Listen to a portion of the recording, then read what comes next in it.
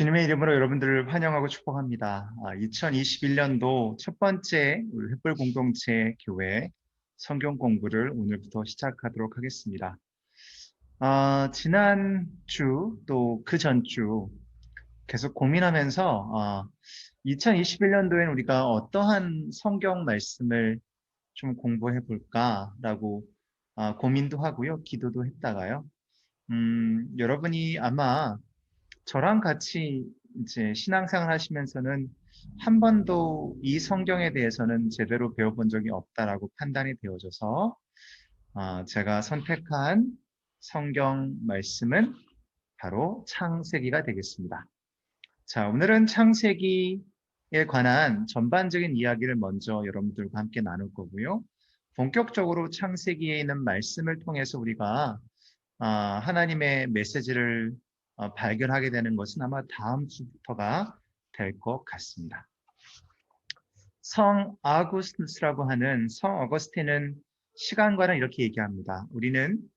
우리의 과거는 기억 속에, 우리의 미래는 기대 속에 현존한다. 모든 사람의 시간이 과거, 현재, 미래로 흘러가게 될 때에 우리 신앙인의 삶은 미래에 대한 우리와 하나님과 함께할 그 영광스러운 날을 생각하면서 기대하면서 현재 우리 삶을 지탱하게 되고, 현재의 우리의 삶은 과거에 우리를 도우신 하나님의 은혜에 대한 기억으로 살아간다 얘기합니다. 즉 다른 세상 사람들과 좀 다른 의미를 얘기할 수 있고요. 결국은 신앙인에서 가장 중요한 것은 여러 가지가 있겠습니다만은 그 중에 하나는 바로 하나님의 때를 잘 기억하고 또 기대하고 소망하는 데 있다라고 보여집니다. 제가 기도하고 소망하기는 2021년도 여러분과 저 또한 횃불 공동체 교회는 하나님의 그 완벽한 시간을 잘 발견할 수 있는 그러한 축복이 있기를 먼저 주님의 이름으로 축원을 드립니다. 아멘. 아멘 하신 분들에게만 하나님의 은혜가 있기를 바라요. 아니요, 그렇지 않은 분들에게 똑같은 은혜가 있길 바랍니다. 네. 맞죠. 다 때가 있습니다. 그래서 여러분이 이제 오늘 성경 공부 끝에 여러분의 숙제가 나가야 될 텐데요. 여러분의 때가 무엇인지를 한번 잘 살펴보셨으면 좋겠습니다. 세계를 보는 창, 우리는 보통 이것을 세계관이라고 이야기를 합니다. 즉, 우리가 마치 여기 있는 고양이가 창문 밖에 있는 풍경을 바라보는 것처럼 우리가 세상을 바라보는 관점들을 이야기하는 거죠. 우리의 시각들, 또한 우리의 생각들을 다 총칭해서 우리는 세계관이라고 부릅니다. 즉, 우리가 밖을 볼 때 사용하는 렌즈를 이야기하는 거죠. 그래서 우리가 성경이라고 하는 렌즈를 끼고 세상을 바라보게 되면 성경에 나와 있는 중요한 하나님의 메시지를 중심으로 해서 우리가 세상을 바라보게 될 것이고요. 만약에 우리가 재화라고 하는 돈이라고 하는 렌즈를 끼고 세상을 바라보게 되면 모든 사람들이 다 돈으로 보이고 모든 사람들 머리에는 다 가격표가 붙여 있는 것처럼 보여진다라는 거죠. 우리가 어떻게 세상을 바라볼지는 매우 중요한 그러한 결단이라고 볼 수 있겠습니다. 여기 보이시는 그림은 어떤가요? 어떤 그림이 보이시나요?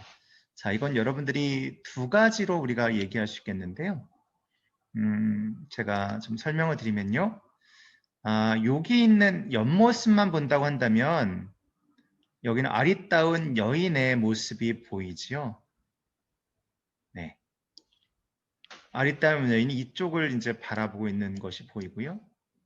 이게 하나라고 한다면 두 번째는 이게 눈이 되고요. 그 다음에 코가 되고 입이 돼서 한 나이가 좀 있어 보이시는 노인의 모습도 네, 나이 많으신 여자분의 모습도 보인다는 겁니다. 발견하셨나요? 이쪽 검은 머리를 중심으로 해서 요거를 보게 되면은 여기는 젊은 여인처럼 보이는 사람의 모습이 나오게 되고요. 전체를 보고 이것이 머리라고 보고 이것이 앞머리라고 보고 이게 눈이고 코라고 보고 입이라고 본다면 약간 턱이 나와 있는 노파의 얼굴도 보인다는 얘기입니다. 즉 이 얘기는 뭐냐면 내가 어떠한 관점으로 보냐에 따라서 그림이 두 가지 모습을 보이는 것과 마찬가지로 내가 어떠한 생각을 가지고 세상을 바라보느냐는 매우 중요합니다. 성경 공부하는 이유 중에 하나는 바로 이런 거죠. 우리가 어떻게 세상을 바라볼 수 있을지에 대한 부분, 또 우리가 어떠한 마음으로 세상을 살아갈지에 대한 우리의 끊임없는 결심과 결단이 바로 그 안에 있다라고 보시면 되겠습니다. 세계관은 즉 각자의 세계관은 삶의 사건들과 환경에 관한 대처를 결정하는데요. 우선 이해하고 또 수용하고 행동하게 됩니다. 그래서 이것을 의미하는 것은 뭐냐면 결국은 우리가 어떠한 세계관을 갖냐에 따라서 우리가 지금 경험하고 있는 사건들과 환경에 대해서 어떻게 이해를 하고 또한 그것을 어떻게 받아들일 거며 또한 우리가 어떠한 행동을 통해서 그 부분을 해결할지에 대한 결단이 있다는 것을 얘기하는 겁니다. 자, 성경에는 총 9가지의 중요한 기둥들이 있습니다.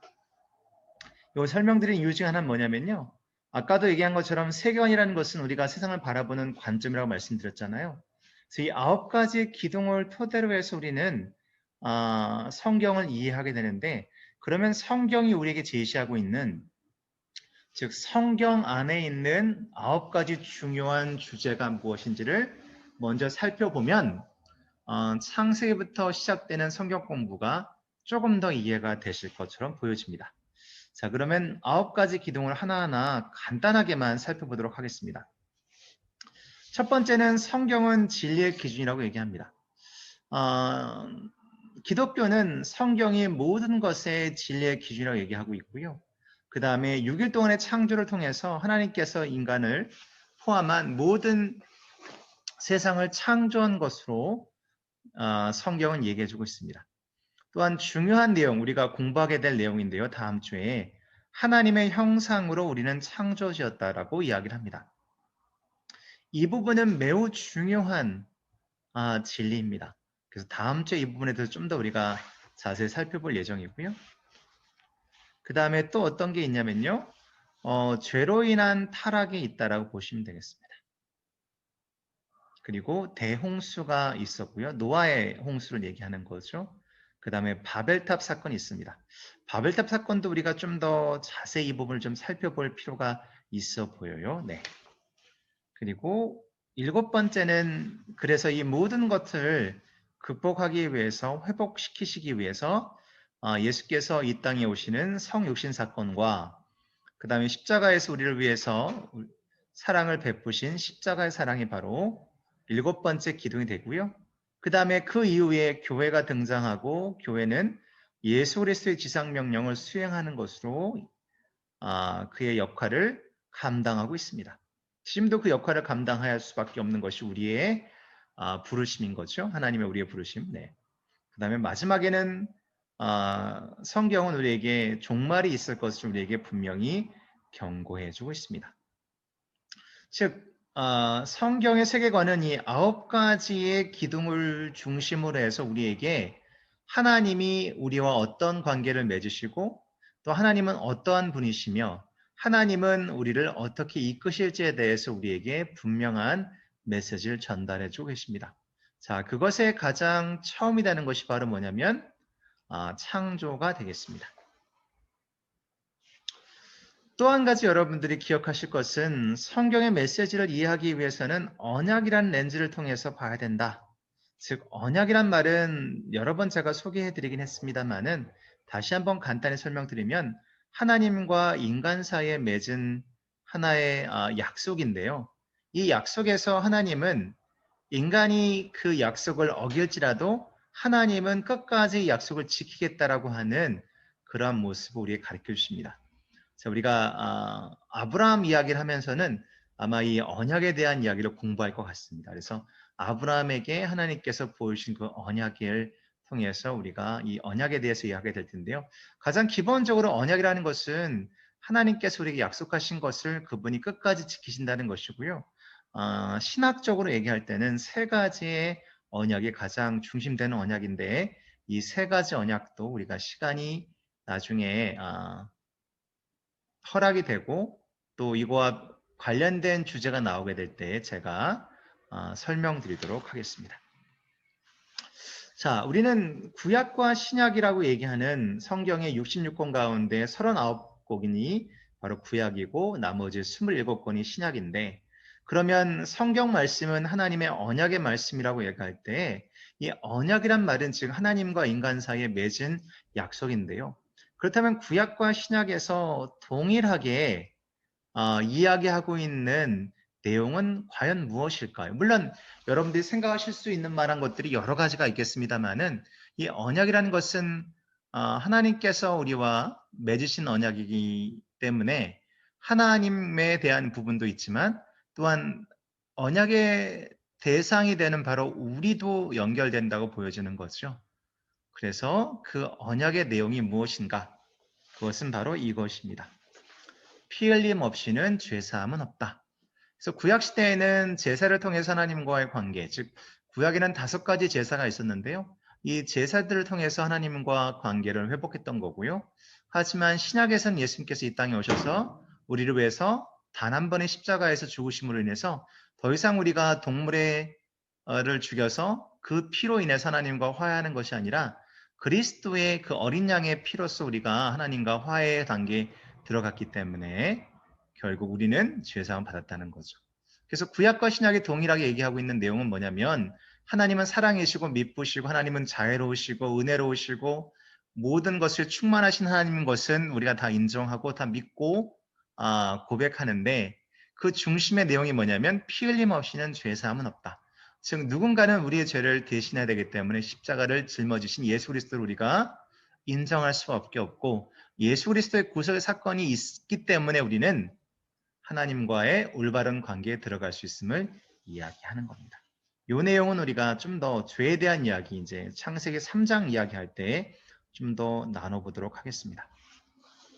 자, 성경은 거대 담론이다. 이 말 너무 어렵게 생각하지 마시고요. 메타 내러티브 아니면 빅 스토리라고 하는데요. 여기서 메타 내러티브와 빅 스토리라고 얘기하는 거대 담론이라는 뜻은 어떤 뜻이냐면요. 좀 더 설명을 드리면 거대 담론은 모든 것을 다 포괄적으로 설명할 수 있는 겁니다. 즉 하나 예를 들면 인간의 역사에 대해서 우리가 알고자 하면 성경이라는 것은 우리에게 인간이 어디서부터 왔고 어떠한 모형으로 발전했으며 어떠한 모양으로 지금 진행하고 있고 어떠한 결말을 얻게 되는지에 대해서 성경은 거대 담론으로 모든 것을 다 우리에게 설명해 줄 수 있다고 얘기하는 겁니다. 자, 그래서 성경은 단순히 역사의 어떤 책이 아니라 여전히 우리의 삶 가운데 중요한 지침서라고 이야기하는 것.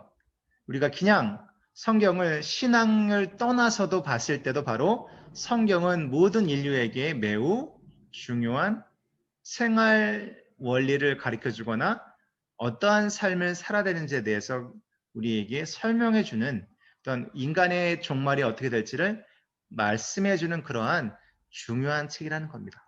그렇다고 한다면 신앙인 우리에게는 더더욱 소중하고 중요한 책이다라고 얘기할 수 있겠죠. 그래서 모든 것을 다 설명할 수 있는 세계관이고 모든 것을 포용하고 만족시킬 수 있는 일관성을 지닌 거대한 이야기.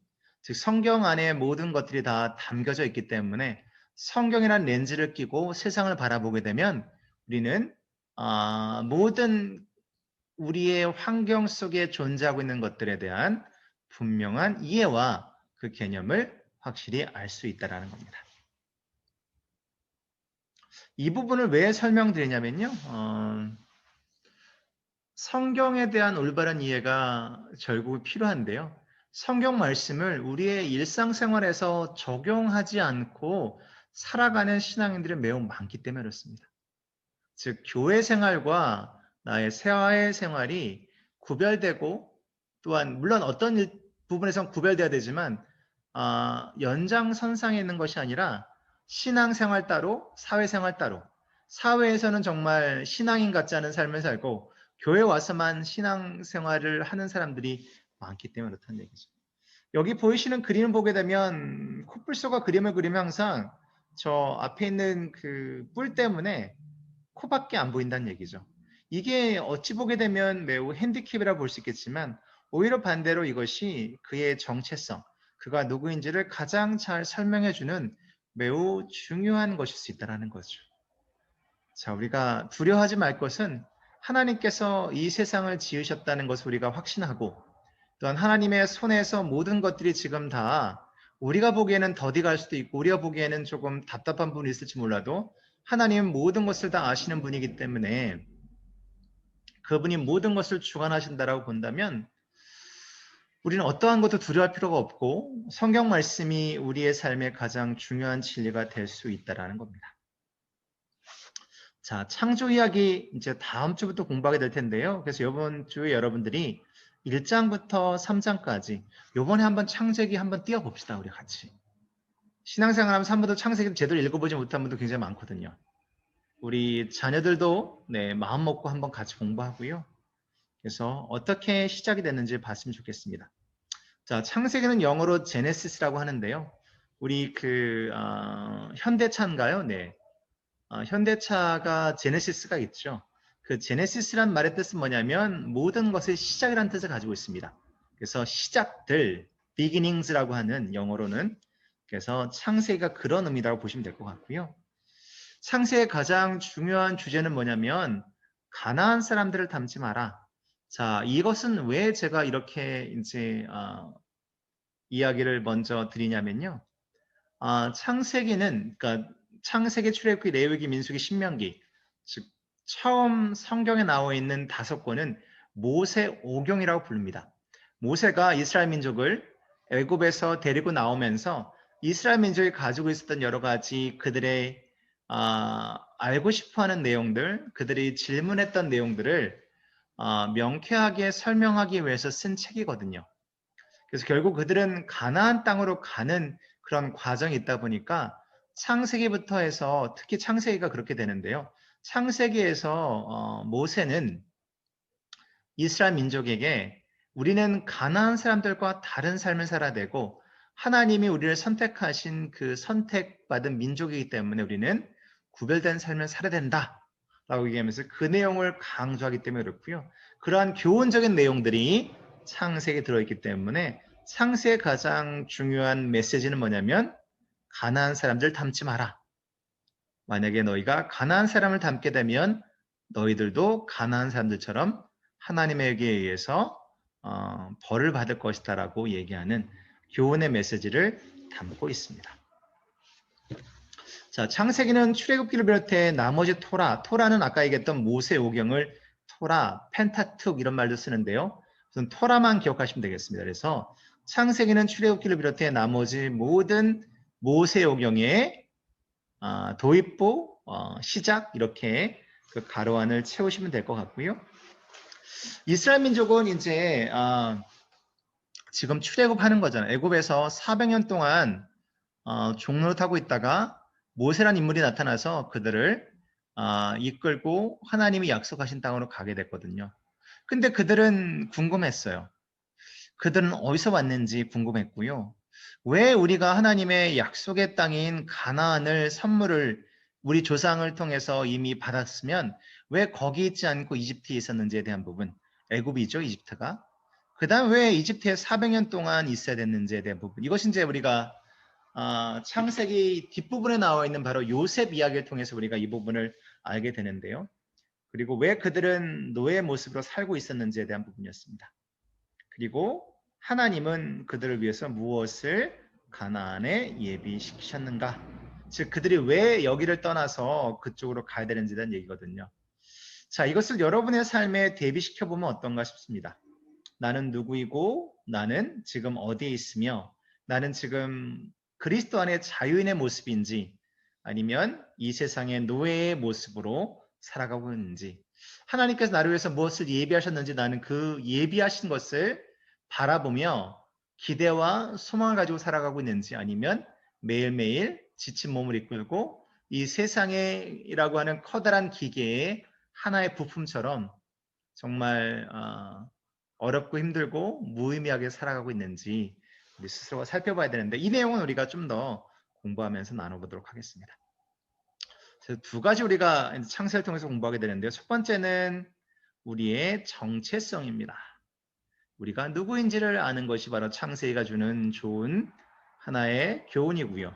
두 번째, 우리의 운명, 소명이 무엇인지, 우리가 어떻게 부르심을 받았는지, 즉 왜 우리가 가나안 땅으로 가야 되는지를 알기를 원했던 이스라엘 민족처럼 우리도 우리가 누구이며 또한 우리는 어떠한 운명, 어떠한 하나님의 부르심 가운데 지금 살고 있는지를 가르쳐주고 우리에게 그것을 도움을 주는 그 성경 말씀이 바로 창세기가 되겠습니다. 자, 아까 얘기했던 내용이죠. 이 내용 아까 다시 한번 제가 요약했던 부분이고요. 그래서 모세오경의 첫 번째 도입부 서론이며, 그렇죠? 우리는 네모 안에는 정체성, 누구인지, 그 다음에 우리의 소명, 부르심이 무엇인지를 알아야 된다라고 되어 있습니다. 그래서 시작이라는 뜻은, 시작은 뭐를 위해서 존재할까요? 시작은 결국은 끝을 위해서 존재합니다. 자, 성경의 마지막 책은 요한계시록이죠. 창세기와 계시록 둘은 매우 닮았습니다. 자, 우리가 가장 중요한 인생의 중요한 우리의 질문들이 총 5가지인데요. 나는 누구인가? 우리는 왜 여기 있는가? 내 삶에 지금 무엇이 문제인가? 여기서 문제라는 것은 단순히 우리가 겪고 있는 어려움이 얘기가 아니라 우리의 어떤 그 삶의 목표를 이야기할 수 있는 거고요. 우리는 지금 어디로 가고 있는가? 우리는 어디로 가는지를 분명히 알았다면 어떻게 그곳에 도달할 것인가? 자, 이것이 바로 창세기가 우리에게 주고 있는, 우리가 갖고 있는 질문들에 대한 중요한 답을 창세기를 공부하면 알 수가 있다라는 겁니다. 앞으로 창세기 공부할 때 이제 공부하는 동안 이 5가지 질문들 여러분들이 항상 마음속에 생각하시고 이 성경 공부를 들으시면 좋겠습니다.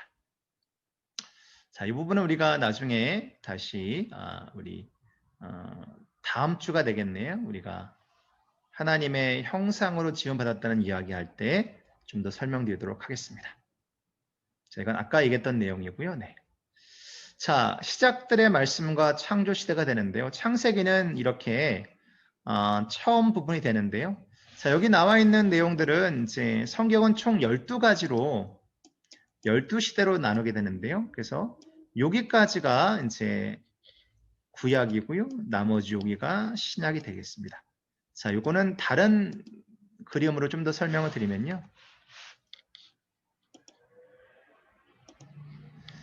우선은 우리가 공부하는 지금 창세기가 바로 창조 시대가 되겠고요. 창조 시대가 끝난 다음에 족장 시대가 시작됩니다. 그래서 족장 시대가 바로 이제 창조 시대와 족장 시대가 바로 창세기입니다. 그리고 난 다음에 출애굽기가 나오게 되고요. 그 다음에 이제 이스라엘 민족이 가나안 땅으로 들어가면서 여호수아와 함께 정복 시대가 나오게 됩니다. 정복 시대 이후에 사사 시대, 여기 지금 밑에 보면 성경 말씀들이 나와 있어요. 그리고 난 다음에 이제 사사 시대 이후에 통일 왕국 시대가 나오게 되고요. 여기가 이제 솔로몬 때 가지겠죠. 그 다음에 이제 솔로몬 이후에 유다와 이스라엘로 나눠지면서 분열 왕국 시대가 나옵니다. 그리고 북이스라엘 먼저 멸망하게 되고 그 다음에 유다가 멸망하면서 포로 시대가 들어오게 되고요. 포로 시대 이후에 다시 귀환 시대가 오게 되고, 그래서 이 중간에 복음 시대와 귀환 시대 중간에 바로 이제 암흑기, 침묵기가 나오게 되고요. 그 다음에 마지막 복음 시대, 그 다음에 사도 시대. 사실 이거는 교회라고 얘기하고 미교회를 선교라고 표현하기도 하는데 좀 약간 다르게 표현하는 데도 있어서 우선 12가지만 여러분들이 기억하시면 될 것 같고요.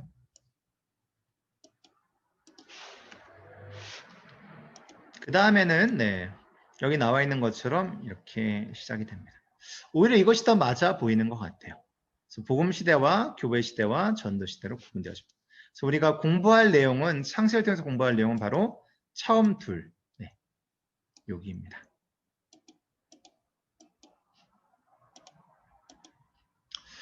창세기 1장부터 11장까지는 총 4번의 사건이 등장하게 되고요. 바로 창조와 타락과 노아 홍수와 바벨탑이 되겠습니다.